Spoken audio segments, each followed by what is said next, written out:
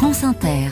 Il est 5h13, quand la communauté internationale se penche sur un organisme marin vital pour l'homme. Bonjour José-Manuel Lamarque. Bonjour Mathilde Munoz. Il s'agit du plancton qui a désormais son propre manifeste. Le manifeste du plancton, Mathilde, sera présenté le 25 septembre prochain à l'Assemblée générale des Nations Unies à New York par le Pacte mondial des Nations Unies. Alors le Pacte mondial, c'est une initiative des Nations Unies qui incite les entreprises du monde entier à adopter, comme l'on dit, une attitude socialement responsable. Par exemple, dans la préservation de l'environnement.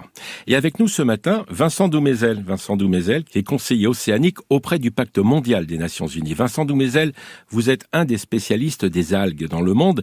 Et grâce à ce manifeste, le plancton est mis en avant dans le rôle qu'il peut avoir en ces temps de crise climatique et de pollution, c'est ça ? Enfin, je dirais qu'on commence à regarder, c'est en tout cas l'objectif de ce manifeste, d'apprendre à connaître ce qui est la matrice de la vie sur Terre, le cœur de la vie terrestre et son histoire entière, je dirais. Le grand ignoré. Le grand ignoré, voilà. Moi, ça fait donc quelques années, comme vous le précisiez, que je travaille sur les algues.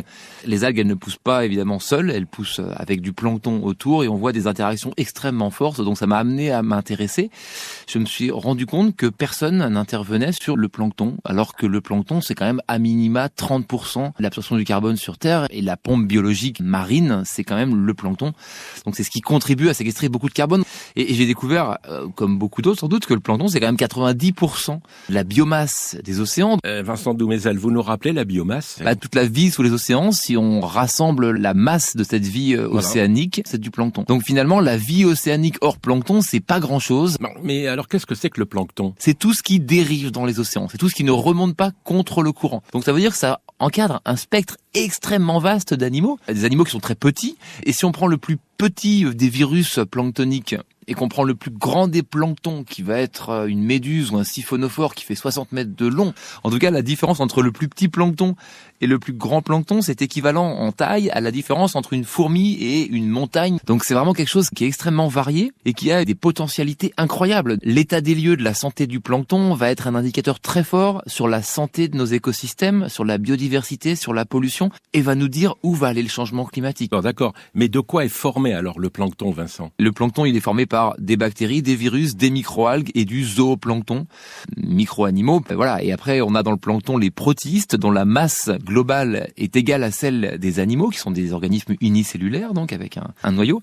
Donc ces protistes, personne n'en parle. Pourtant, il y a une masse sur la Terre qui est équivalente à celle de tous les animaux. Donc c'est quand même assez incroyable qu'on n'en parle pas du tout. Pendant 80% de l'histoire de la vie terrestre, ça n'a été que du plancton, que de la vie océanique. La vie terrestre sur Terre, on va dire, elle est très très récente et c'est un épiphénomène.